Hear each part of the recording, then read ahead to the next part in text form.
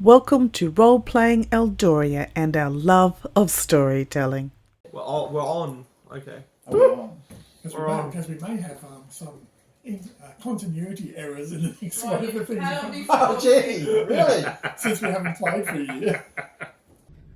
Hello everyone, it's been a while since I've been on one of these intros, and I guess that's the reason I wanted to say something. The reason we do these videos is, well, the reason I started doing them and getting everyone together is to document Eldoria. We're getting older, we're not going to be around forever. And one of the most important things I wanted to document is Keith Doan's awesome GMing. Not only has he created this amazing world, I guess, with his friends, but when he GMs it, and if you watch the videos, he really puts everything into the characters. He's just an amazing GM. And that comes to the next point, is that between the last video and this one, there's been about 8 months. And the reason there's been 8 months is that Keith was very sick. On Christmas Day 2023, we took him to the hospital and he was there for a month. He ended up coming home pretty much in a wheelchair, not being able to walk.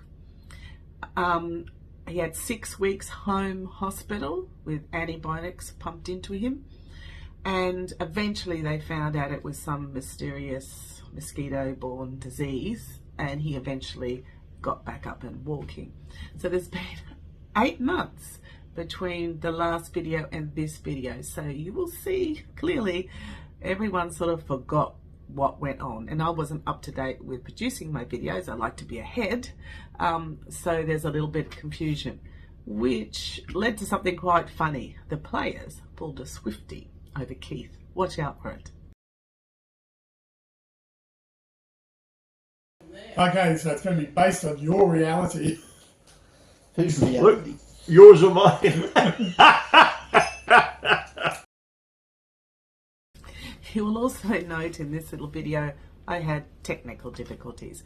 When I got the footage out, all of the stuff from Keith was missing audio. There was nothing there. I've no idea why, because I just upload the footage on the day, and when I get around to it I look at it. I eventually managed to sync it with audio from a different bit, and footage of Mal was very slim. There is some later on, but for whatever reason I must have missed filming the first bit. So clearly I was having an awesome technical day. Anyway, I hope you enjoyed.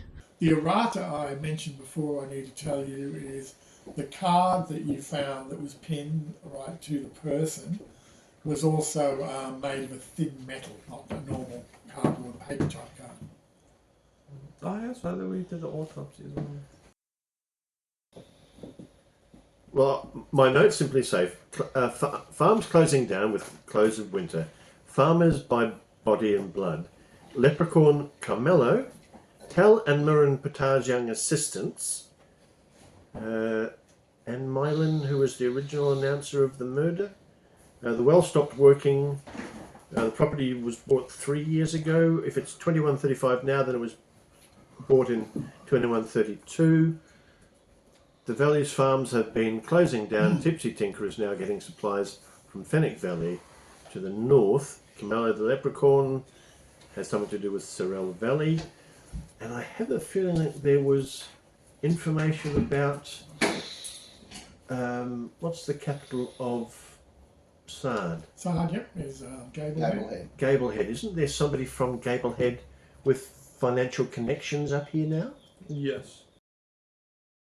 Isn't that the guy that's we're waiting for that's turning up? I think you're probably talking about Silas Rain, who's been up. So basically, what happens is we've interrogated Silas Throne Successfully. right, successfully. As in talking to him. Yes, yeah. And he's told us everything he knows. Okay. I better read And all ignore that. the part where I said he lied like most of the time. Well, Was that it's very late at night I now, thought because you guys have been up all night going up and down the valley and finding out things on the farm. But we'll take it you're still in the cellar with Silas Thrane.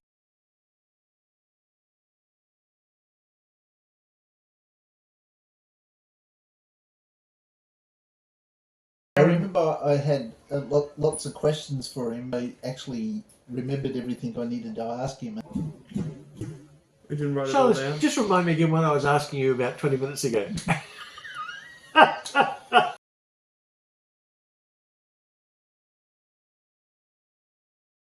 You're asking my connections with these farmers. There was something to do with Gablehead. Were they being brought up by people from Gablehead? Or is that... Well, no, him from Thwain himself, he said he has connections with these particular farmers there, that he has some land dealings with them.